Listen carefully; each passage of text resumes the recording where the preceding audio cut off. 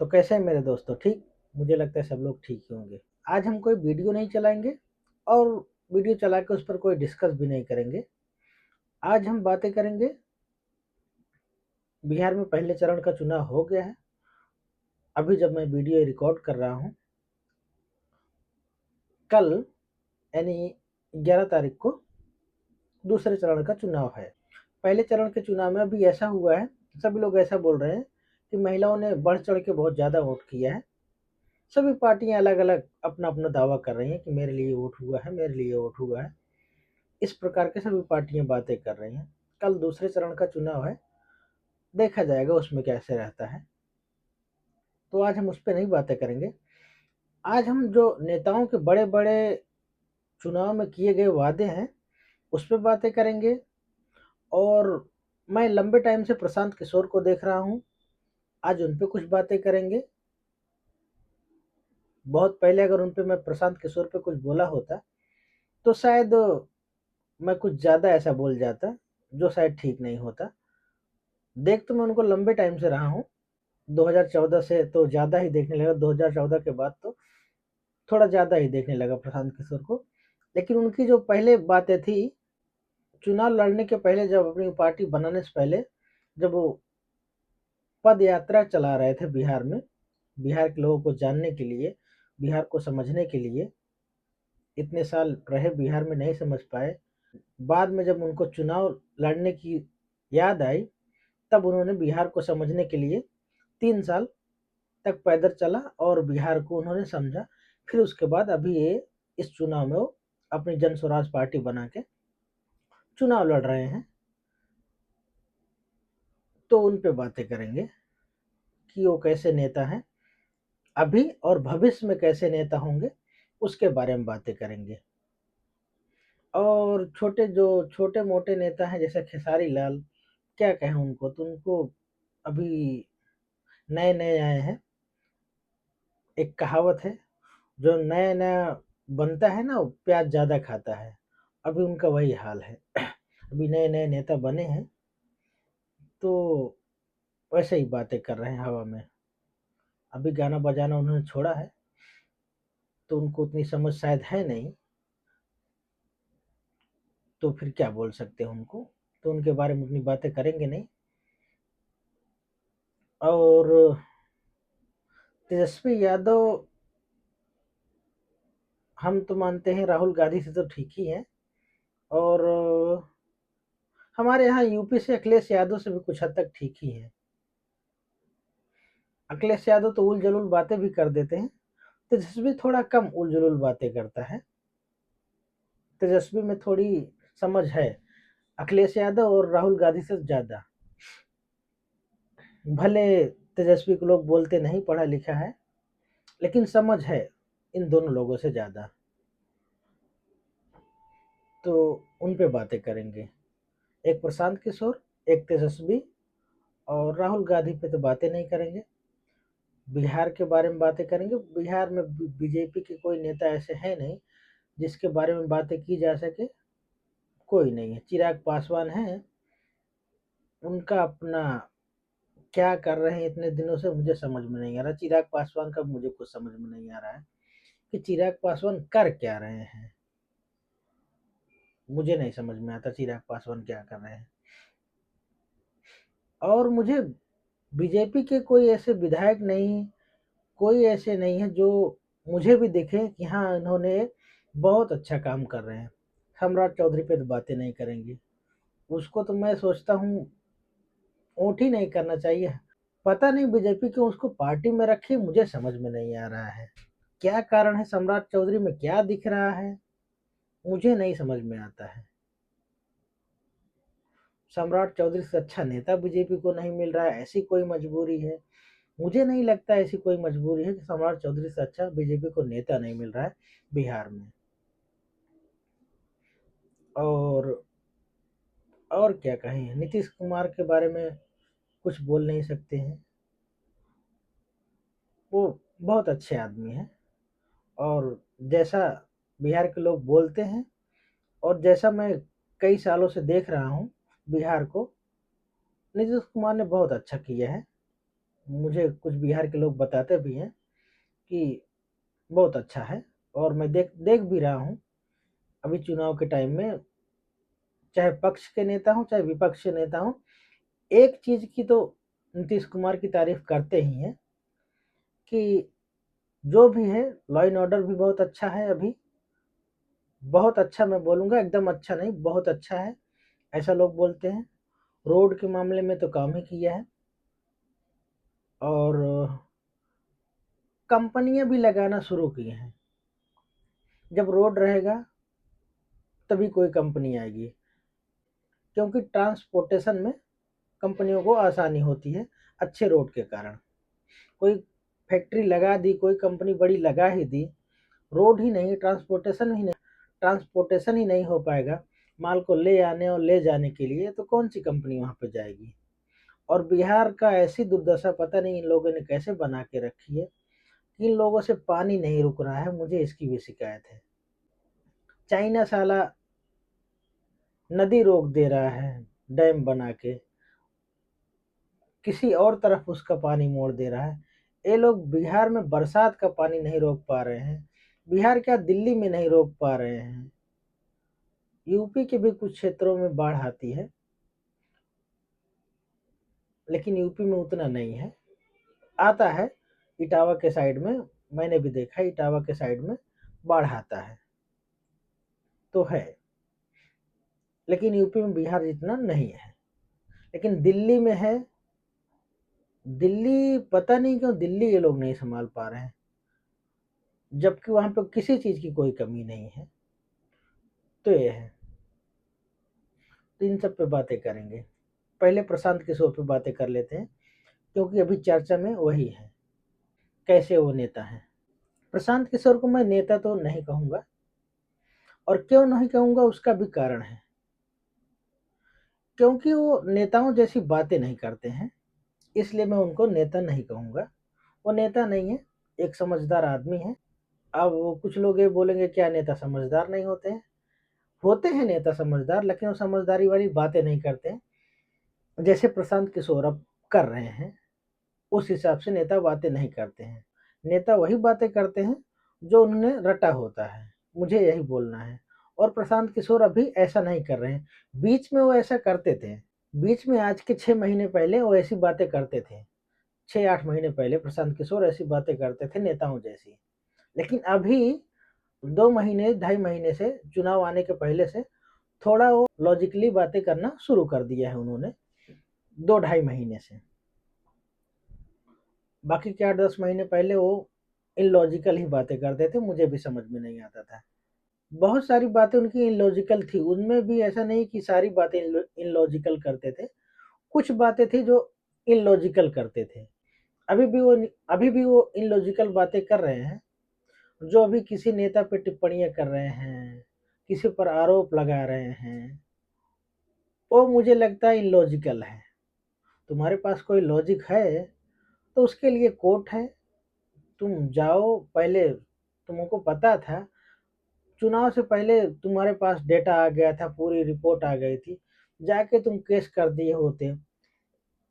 नाम ही ले लेता हूँ, प्रशांत किशोर ने सम्राट चौधरी पर आरोप लगाया, आपने बोला कि मेरे पास सारी रिपोर्ट आ गई है, कैसे कैसे क्या हुआ, किस कारणों से जेल से छूटे, उस आरोप में जो उनके ऊपर आपने आरोप लगाया, आपके पास ऐसे सबूत थे तो आप कोर्ट चले गए होते और केस कर दिए होते, अपनी दलील दे दिए होते।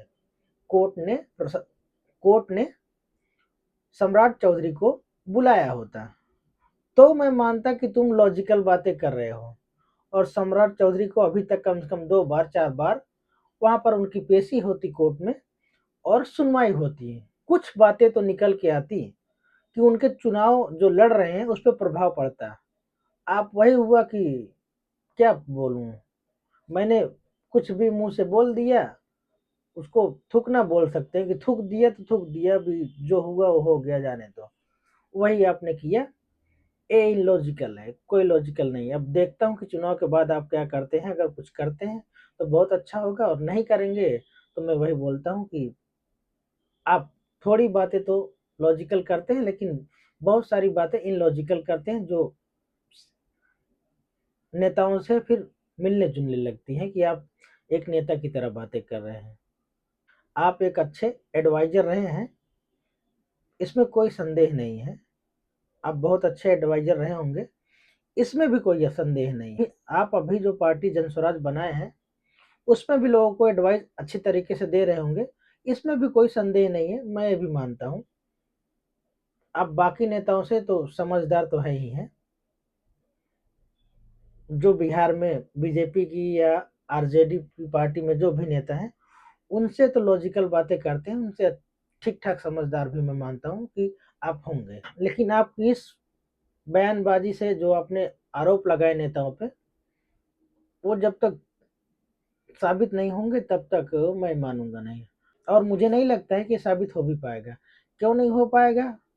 क्योंकि भारत में ऐसा कानून है नहीं और सरकार ऐसा कानून बना ही नहीं रही है कि नेताओं के ऊपर जो आरोप लगे, उसकी सुनवाई महीने, 2 महीने, 4 महीने में फाइनल कर दी जाए। चाहे जैसे भी आरोप लगे, चाहे भ्रष्टाचार के आरोप लगे, चाहे मर्डर के लगे या चाहे कोई छोटे-मोटे चार्ज उन पे लगे, आरोप लगे, उनकी सुनवाई महीने, 2 महीने के अंदर उसका कोई न कोई परिणाम आ जाए लोगों के सामने, ऐसा कोई कानून नहीं है। मुझे इसका बहुत दुःख होता है कि भारत में ऐसा कानून होना चाहिए। नेताओं के लिए तो ख़ास करके होना चाहिए, क्योंकि क्योंकि वो हज़ारों लोगों का प्रतिनिधित्व करते हैं। तो नेताओं को 1000 लोगों के बराबर की सज़ा मिलनी चाहिए। ये पहले तो ऐसा होना चाहिए। जब आप 1000, 2000, 10,000 लोगों का प्रतिनिधित्व कर रहे हैं, तो आपको उसी हिसाब से सज़ा भी होनी चाहिए। ऐसा नहीं कि जो उस आम आदमी को सज़ा हो रही है, एक छोटे से चोरी का या कोई भी केस ऐसा हो, उसकी सज़ा हो रही है, तो आपको उससे 10,000, 5,000 गुना ज़्यादा कड़ी सज़ा आपके लिए होनी चाहिए। क्योंकि आप उतने लोगों का प्रतिनिधित्व कर रहे हैं, तो उसके बराबर की आपकी सज़ा होनी चाहिए। मैं मानता हूँ भारत में ऐसा कानून बनना चाहिए। कब बनाएगी सरकार, क्या कह सकते हैं। कोई नेता इस पे बातें ही नहीं करता है, उनको इस पे पड़ी ही नहीं है, क्योंकि हम लोग उनसे बोलते नहीं कि आप लोग ऐसा कानून बनाइए। आज तक हम लोगों ने कभी नहीं बोला कि आप ऐसा कानून बनाइए कि लोगों को ऐसी सज़ा हो और हम चाइना और अमेरिका जैसा बनना चाहते हैं। जब तक हम सज़ा का प्रावधान नहीं बनाएँगे लोगों के लिए या नेताओं के लिए कि उनको कड़ी से कड़ी सज़ा हो, चाहे वो चोरी को हो, यहाँ तक उनको झूठ बोलने की भी सज़ा होनी चाहिए। नेताओं को झूठ बोलने की सज़ा होनी चाहिए। कम से कम 5 साल, 7 साल की सज़ा उनको झूठ बोलने की होनी चाहिए कि उन्होंने झूठ कैसे बोला। तुम 10,000 लोगों का प्रतिनिधित्व कर रहे हो और तुम झूठ कैसे बोल सकते हो? इसकी भी सज़ा नेताओं को होन इसकी भी सज़ा नेताओं को होनी चाहिए और ऐसा कानून हो जिसमें उनको सज़ा हो या 4, 6, 10,000 करोड़ का उन पर फाइन मारा जाए, ऐसा कानून हो। जब तक ऐसा कानून भारत में नहीं बनेगा, तब तक भारत में ऐसे सब चलता रहेगा। और मुझे नहीं लगता है कि सरकार इस पे ध्यान दे रही है कि मुझे ऐसा कानून बनना चाहिए। और कोई सरकार आएगी भी तो शायद नहीं करेगी, क्योंकि हमने देखा दिल्ली में अरविंद केजरीवाल की सरकार इतना बड़ा भ्रष्टाचार के ऊपर आंदोलन करके आए कि हम ये कानून बनाएंगे, इसमें ऐसी सजाएं होंगी, लेकिन वो चुनाव जीते। उन्होंने ये बातें तो रखी कि ऐसा कानून बनना चाहिए लोकसभा और राज्यसभा में, लेकिन उतने एग्रेसिव तरीके से उन्होंने उसको पॉइंट आउट नहीं किया, ध्यान ही नहीं दिया। स्टार्टिंग में बातें की, उसके बाद वैसा का वैसा रहने दिया, छोड़ दिया। अभी तो सरकार में भी नहीं है, तो अब उस पर बातें भी नहीं करेंगे। अभी दिल्ली में इतना सारा पोल्यूशन हो रहा है, आम आदमी पार्टी नहीं दिखाई दे रही है। कहाँ पे है, कहाँ पे नहीं है, कहीं नहीं दिखाई दे रही है। माना कि सारे टीवी चैनल बिहार चुनाव में बिजी हैं, लेकिन तुम प्रेस कॉन्फ्रेंस तो कर सकते हो, उठाओ तो सवाल, लेकिन नहीं उठा रहे हैं, गायब है। तो ऐसे ही है। अब आते हैं बिहार पे और प्रशांत किशोर पे। प्रशांत किशोर की बातें बहुत हद तक सही हैं, जो कह रहे हैं वो कि बिहार में बहुत बड़ी फैक्ट्री लगाने की ज़रूरत नहीं है। उनकी इस बात से मैं सहमत हूँ। अभी नहीं, अभी बहुत जल्दी बहुत बड़ी फैक्ट्री लगाने की ज़रूरत नहीं है। बिहार का जो कंजप्शन है जिस चीज़ का, हम उसकी छोटे-छोटे कारखाने, उद्योग, एमएसएमई जो बोलते हैं, इनको शुरू कर सकते हैं। बड़े शहरों में, छोटे शहरों में एक ये काम हो सकता है। इससे थोड़ा लोगों को वहाँ पे रोज़गार मिलेगा।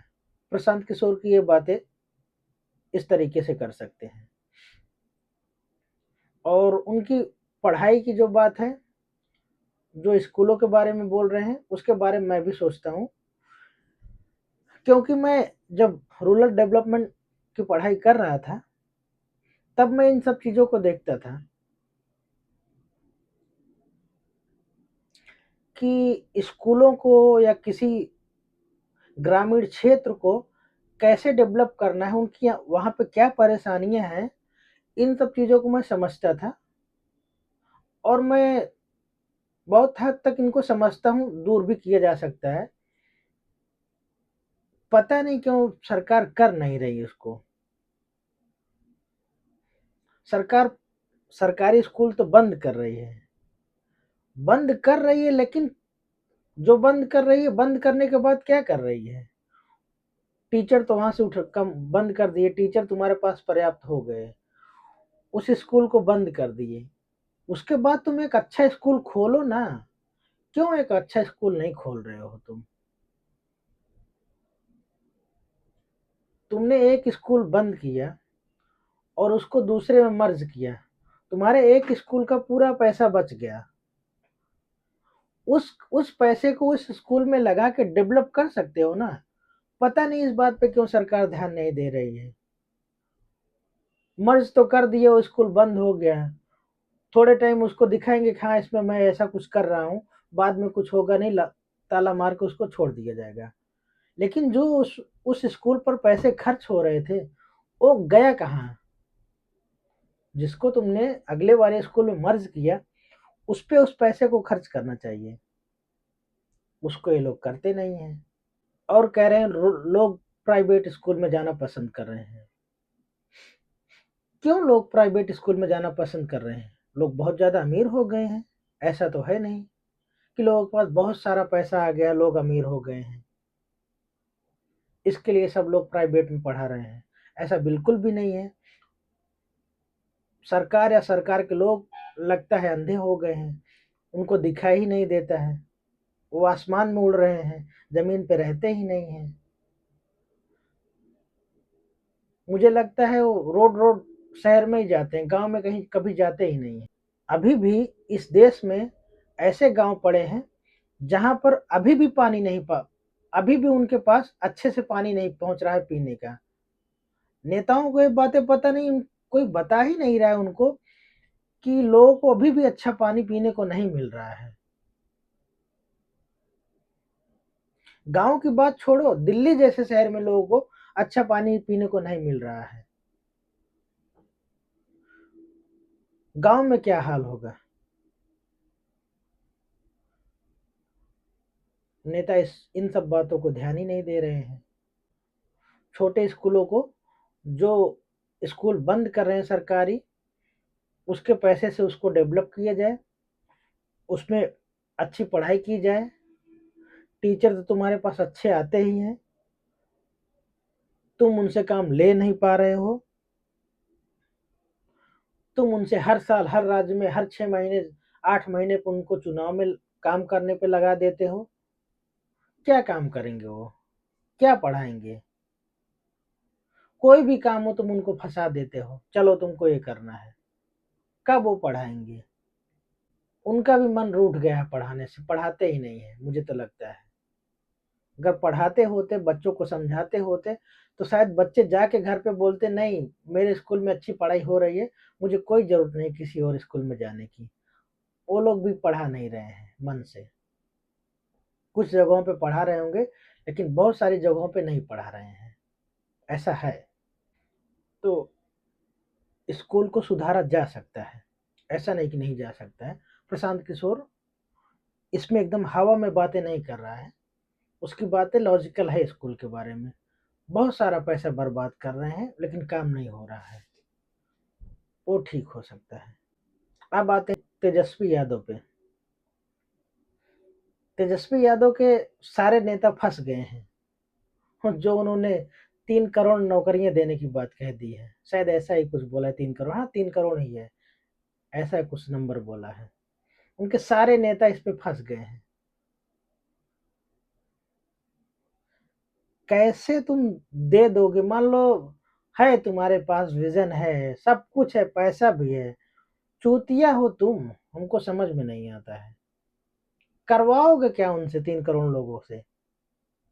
तुम दे भी दिए नौकरी, पैसा भी तुम्हारे पास आ गया, बजट बना लिए, सब कुछ कर दिए, करवाओगे उनसे क्या? गड्ढा खुदवाओगे? कितना गड्ढा खुदवाओगे तुम उनसे? हर घर के जो लोगों को नौकरी दे रहे हो, क्या करवाओगे?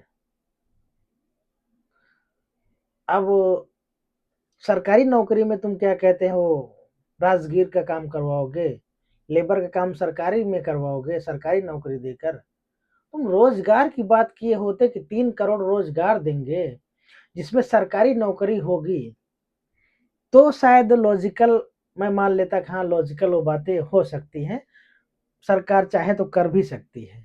लेकिन सिर्फ 3 करोड़ सरकारी नौकरी देना एकदम से इलॉजिकल है। ये तुमने विशुद्ध रूप से मूर्खता वाली बातें की है, बिना सोचे समझे कुछ भी बोल दिया है।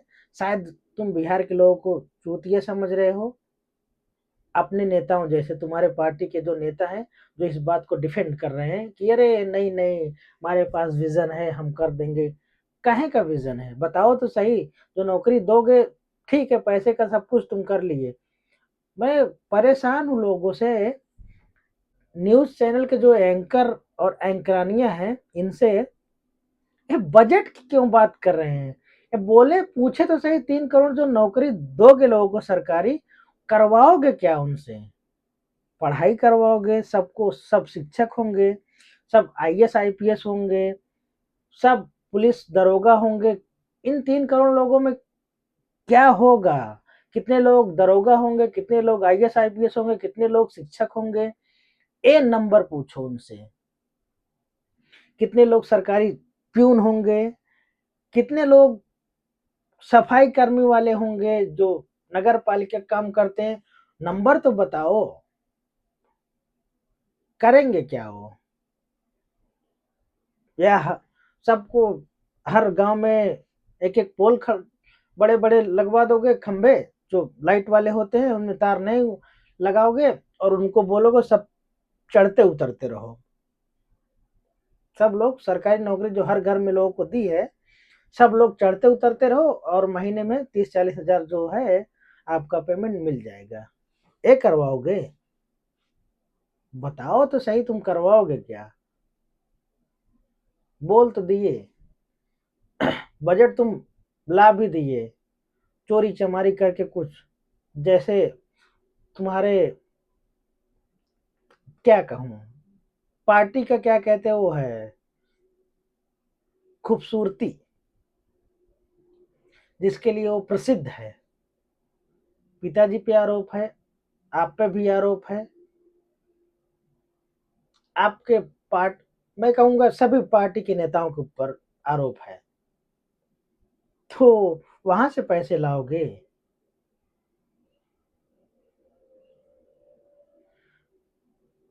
ऐसा बिल्कुल नहीं बोलना चाहिए था, सरकारी नौकरी का तो नहीं बोलना चाहिए था, मेरा मानना है। हाँ 3 करोड़ बोलते, हाँ बोलते कि इसमें सरकारी नौकरी भी होगी और प्राइवेट भी नौकरी होगी। मैं ऐसा प्रावधान बनाऊंगा जिसमें हर घर के लोगों को सरकारी नौकरी और प्राइवेट नौकरियां दी जाएंगी। ऐसा बोले होते तो लॉजिकल हो जाता। मुझे तेजस्वी यादव पे इतना ही कहना है, थोड़ा तो दिमाग लगा के बोला करो, बाकी तो यही होता है। जब शिक्षा का अभाव रहता है ना, तो लोग समझ नहीं पाते हैं क्या बोल रहे हैं। और कोई उनकी लॉजिकल वाली बातें तो है नहीं, जितनी सारी बातें वो कर रहे हैं कि हम ये करेंगे, वो करेंगे, सारी पार्टियाँ कर रही हैं। बाकी सारी पार्टियों से अच्छा प्रशांत किशोर बातें कर रहे हैं उस पे, मैं पहले भी बोला। सारी पार्टियों से अच्छा बाकी सारे मुद्दों पर प्रशांत किशोर अच्छे से बातें कर रहे हैं। प्रशांत किशोर पता नहीं क्यों चुनाव नहीं लड़ रहे हैं, मुझे इस बात की दिक्कत है। लड़ना चाहिए था उनको, भले हारते हैं लेकिन लड़ना चाहिए था। प्रशांत किशोर जो खुद चुनाव न लड़ने का रीजन बता रहे हैं कि मैं इस कारण से चुनाव नहीं लड़ रहा हूं, मुझे नहीं लगता है एक कोई खास वजह हो सकती है। जो आदमी टिकट लेता है, चुनाव लड़ने को सोचता है, वो किसी के प्रचार प्रसार पे भरोसा नहीं करता है कि मेरे लिए वो इंसान प्रचार करने आए। उसे एक पार्टी का टिकट मिलना चाहिए, वो अपने आप खुद प्रचार कर लेता है। वो पार्टी सिर्फ इतना चिंता करती है कि हाँ, मेरा कैंडिडेट जीतना चाहिए। ऐसा तो है नहीं, क्या कहते हैं कि एक ही चरण में बिहार में चुनाव हो रहे हैं कि आप फंस जाते, अपने ही प्रचार में रह जाते। आपको अपनी सीट पे तो प्रचार करने की जरूरत ही नहीं पड़ती, मुझे लगता है। आप अगर चुनाव लड़ते प्रशांत किशोर, तो आपको अपनी सीट पर प्रचार करने की शायद मुझे लगता नहीं उतनी जरूरत पड़ती। चाहे जहां से आप लड़ते, मुझे नहीं लगता है कोई आपको बहुत ज्यादा प्रचार करने की जरूरत पड़ती। आप जहां चुनाव लड़ते वहां पे आप एक दिन भी 2 दिन टाइम दे देते, तब भी हो जाता। या अपने कार्यकर्ताओं को लगा देते जो आपके रहते हैं वहां पे, और बाकी को लोग संभाल लेते। आपको जाके प्रचार करने की विशेष जरूरत नहीं लगती है कि मुझे पड़ती। मेरा मानना है, अब सबका मानना है कि आपको बिल्कुल बहुत आपके लिए अपने लिए प्रचार करने की जरूरत नहीं पड़ती। आपको चुनाव लड़ना चाहिए था, और मैं चाहता कि आप लड़ते और जीतना भी। मैं मानता हूँ कि जीतते आप या मुझे लगता है जीतते तो बहुत अच्छा रहता, और हारते तब भी कोई विशेष फर्क नहीं पड़ता। आपकी पार्टी की छवि मजबूत होती, और आप बता भी सकते कि हाँ, हमने इतना, मेरा नंबर आया, मुझे इतने वोट पड़े, बोल सकते थे। ऐसा हो सकता था, आप एक अच्छा टेम्परामेंट सेट कर सकते थे चुनाव में, मेरा मानना है। अब आते हैं मनीष कश्यप पे। मनीष कश्यप को मनीष कश्यप को मैं देखता ही नहीं हूँ। अभी मैं देखना शुरू किया हूँ, जब वो बीजेपी में गए, जब वो पहले वो जेल जब गए, तब मैं उनको थोड़ा देखना शुरू किया। फिर बीजेपी में शामिल हुए, फिर थोड़ा मैं उनको देखा, और अभी जब ये चुनाव लड़ रहे हैं, तब मैं देखना शुरू किया। तब तक मैं उस तब तक मैं किसी ऐसे व्यक्ति को नहीं देखता हूँ, जब तक वो कोई अच्छे मापदंड वाले पोस्ट पे नहीं जाता है, जहाँ पे वो बोले उसकी बातों को उतनी गंभीरता से ली जाए, तब तक मैं उस इंसान को नहीं देखता हूँ। मेरी ये आदत है, मैं किसी को ऐसे कुछ बोल रहा है तो नहीं सुनता हूँ, जब तक वो किसी अच्छे पोस्ट के लिए दावेदार न बने, उसके लिए वो बातें ना करे, तब तक मैं उसकी बातें नहीं सुनता हूँ। कुछ भी बोलता है वो, और उसी कुछ बोलने के चक्कर में वो जेल गए थे। हालांकि वो बात झूठ थी, और उन्होंने पूरी बात अगर उस वीडियो में उन्होंने पूरी बात बोली होती, तो शायद जेल भी नहीं होता। बाद में उन्होंने उस अखबार का या न्यूज चैनल का उन्होंने उसका रेफरेंस लगाया, वो बातें रखी कि मैंने उसी अखबार या उसी को मैंने कोट किया था अपनी वीडियो में, तो उसी कारण से उनको जमानत मिली और केस क्लोज हुआ। अगर ये बात वो वीडियो में पहले बता देते और चला देते नीचे हेडलाइन में कि मैं इस आधार पे बोल रहा हूँ, तो शायद नहीं होता कुछ भी। फेमस होने के फेमस होने के चक्कर में उन्होंने बोल दिया था, इसके चक्कर में हो गया। और क्या कहें, अभी ऐसा हो ही गया है। नेता कुछ भी बोले, आम आदमी कुछ भी बोल देगा, उसको पुलिस पकड़ लेगी, उठा ले जाएगी, सजा कर देगी। लेकिन नेता हजार झूठ बोले, कुछ नहीं, उसको कोई कुछ नहीं बोलेगा। तो ऐसा है। मुझे नहीं लगता है मनीष कश्यप जीतेंगे। वोट मिलेंगे, लेकिन मुझे नहीं लगता है जीतेंगे। मुझे लग नहीं लगने वाला, जीतेंगे नहीं मुझे लगता है। नहीं नहीं, जीतेंगे ही नहीं, लगने की कोई बात ही छोड़ दो, मनीष कश्यप जीतेंगे ही नहीं। अभी उतने बड़े वो नहीं है। और जन स्वराज की कुछ सीटें बातें कर लेता हूँ। इतनी देर बातें की है, तो सीटों की भी बात कर लेते हैं जन स्वराज की। जितना उनकी पार्टी, उनको पता है कितनी सीटें आएंगी, सोच तो बहुत कुछ रहे हैं, पता भी है। तो 10 सीटों से ज्यादा उनको आने वाला नहीं है। और वही सीटें वो जीतेंगे जहां पे जेडीयू लड़ रही है। जहां पे जेडीयू और आरजेडी लड़ रही है, और या जेडीयू और जो वीआईपी पार्टी है, जहां पे वो लड़ रही है, वहीं पे वो जन स्वराज स्कोर कर सकते हैं और जीत सकते हैं। जहां पे बीजेपी लड़ रही है, वहां पे मुझे नहीं लगता जीतेंगे। मुझे नहीं लगता, नहीं जीतेंगे नहीं, मेरा ये कहना है। जहां पे बीजेपी लड़ रही है, या बीजेपी और आरजेडी और जन स्वराज तीनों लड़ रहे हैं, बाकी छोटी मोटी पार्टियां होंगी उनके साथ लड़ने वाली, वहां पे जन स्वराज जीतेगी ही नहीं। ये मेरा मानना है, और पक्का है वहां पे नहीं जीतेगी। बीजेपी जिस हिसाब से फील्डिंग करती है, चुनावी रणनीति बनाती है, उस हिसाब से अभी तक की कोई भी पार्टियां ना रणनीति बना पाती हैं, ना उस तरीके से वो काम करती हैं। अब इसको लोग बोलेंगे कि अरे वोट चोरी करके। अरे मेरे भाई, वोट चोरी करके कैसे कर लेगी? तुम्हारे वहां पे लोग रहते हैं ना चेक करने के लिए, कैसे कर लेगी? भूत तो है नहीं कोई इंसान कि जाके वोट डाल के चला आएगा। तुम देखोगे नहीं, एक बार डाल भी दिया, दूसरी बार फिर उसकी आईडी तुम नहीं चेक करोगे? पता नहीं। अब क्या कहूँ, कभी मैं चुनाव तो दिया नहीं, लेकिन मैंने चुनाव लोगों को डालते हुए बाकी की सारी प्रक्रियाएं जानता हूँ और देखा भी हूँ। इतना छोटा भी नहीं हूँ मैं। तो क्या कहूँ इसके बारे में। तो जन स्वराज का ही हाल है, 10 सीटों से कम ही रहेंगे, 10 सीटों से ऊपर जाएंगे नहीं। और बीजेपी की सीटों की बातें कर लेते हैं। बीजेपी मुझे लगता है पिछली बार जैसे उनकी जितनी सीटें पिछली बार थी उतनी रहेंगी। जेडीयू की शायद बढ़ेंगी, जेडीयू की सीटें बढ़ेंगी। बीजेपी और जेडीयू, जो बीजेपी का गठबंधन है, उसकी अब की बार मुझे लगता है सीटें बढ़ेंगी। और बढ़ने का कारण यही है कि पिछली बार कोरोना के टाइम पे चुनाव हुआ था, तो लोग बहुत ज्यादा बिहार सरकार से खिलाफ थे, क्योंकि कोरोना में हर स्टेट को बहुत सारी परेशानियां झेलनी पड़ी थी। लेकिन जो बहुत ज़्यादा पिछड़े हुए राज्य थे, उनको बहुत ज़्यादा परेशानियां हुई थी बाकी राज्यों से। इसलिए थोड़ा सा लोगों के मन में सरकार के प्रति गुस्सा था, उनके मन में। इसके कारण से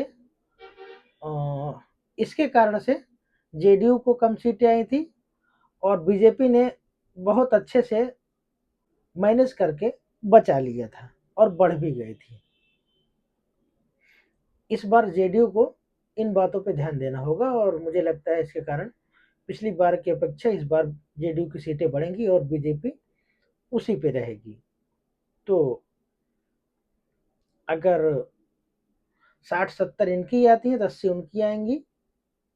80 तो आने वाली है बीजेपी की, 80 के आसपास बीजेपी की रहेंगी, 60 इनकी रहेंगी। तो 150 और चिराग पासवान की 10-15 मान लो। 160 70 के आस 160-70 मान लो, आ जाएगा, इतना आ जाएगा। 160-70 रहेगा, बीजेपी जीत जाएगी। अभी आरजेडी का ऐसा कुछ है नहीं, अब की बार आरजेडी की सीटें कम होंगी, कांग्रेस का तो कुछ कह नहीं सकते हैं। वीआईपी का भी वही हाल रहेगा। भले जातियों के ऊपर लोग बिहार में वोट करते हैं, हर जगह वोट होता है, लेकिन बिहार पे बहुत ज़्यादा है, बिहार और यूपी में खास करके थोड़ा ज़्यादा है। आज के लिए बस इतना ही। कल अगले चरण का चुनाव है, कल यानी 11 तारीख को दूसरे चरण का चुनाव है। देखते हैं क्या होता है।